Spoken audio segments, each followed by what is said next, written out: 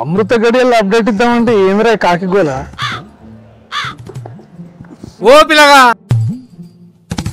తాత నేను రా తాతని.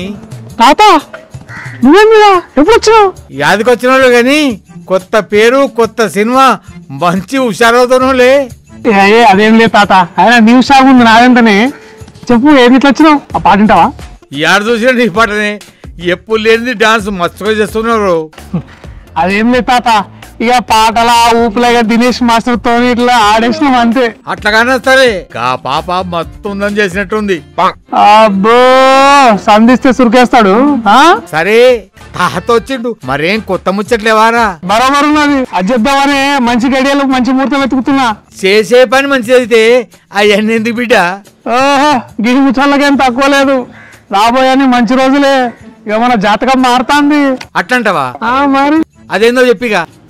పుష్యమి నక్షత్రం గురువారం అనగా నవంబర్ 21వ తారీఖు ఉదయం 11:12 సారంగపాణి జాతకం టీజర్ మీ ముందుకి.